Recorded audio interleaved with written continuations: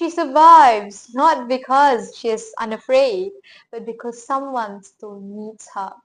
This quote perfectly captures the spirit of Salama Kasab, the heart of this book, as long as the lemon tree grows.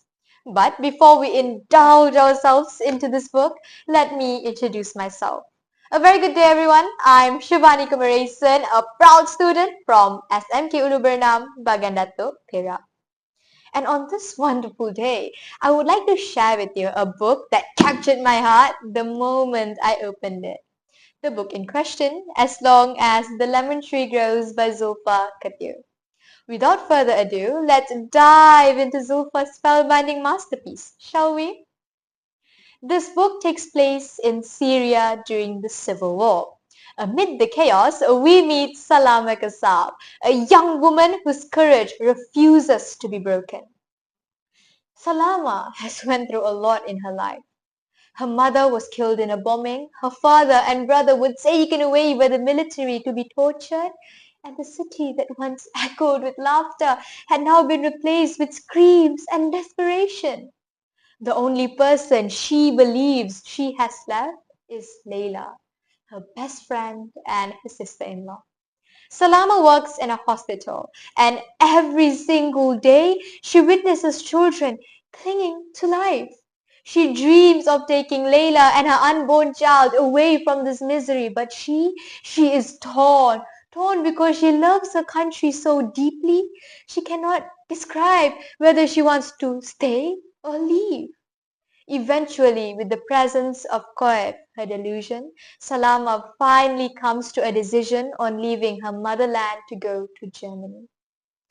However, the journey to freedom is never simple.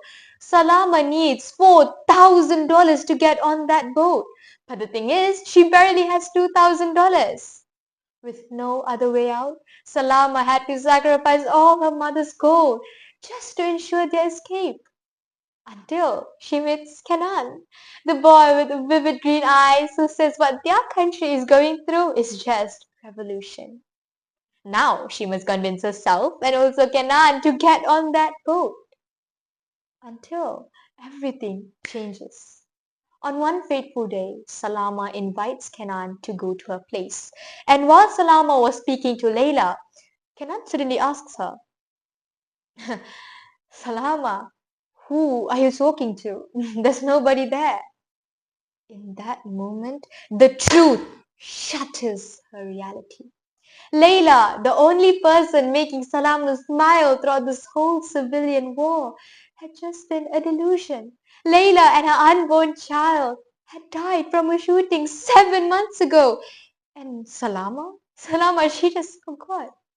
Now, the question remains, will Salama board the boat after sacrificing everything for someone who no longer exists? The plot is really well structured. Now, if you want to know what happened next, my lips are sealed. If you want to know, it's your sign to read it. Now, you might be wondering how I found myself so entangled in this book. Well, I was finished with my examinations and I was craving for a good historical fiction book. I was going on a full treasure hunt here, you know. And guess what? She was the first one to pop out when I typed in historical fiction on Goodreads. Zulfa Kadir's writing is nothing short of extraordinary. The way she portrays on Syrians hanging on a fragile thread of hope, the way she talks about Salama's delusion is something I look up to. Her depiction of Salama's fear, delusion, and how she feels suffocated all the time is something I look up to. Now, this book has 464 pages, and let me tell you, every page feels like Vincent van Gogh crafted it himself. This book was published by Bloomsbury in the year 2022. This book has a vibrant cover to it that whenever you see it on a shelf, you immediately pick it up.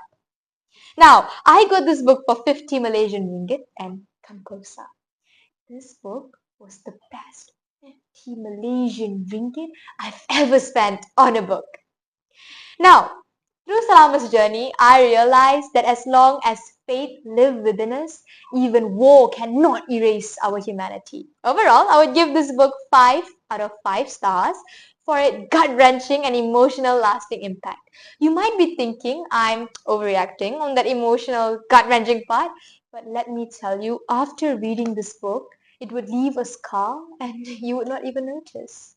Now, I could go on and on and on about this book, but before we say our goodbyes, I would like to share a quote by Salama Kassab herself.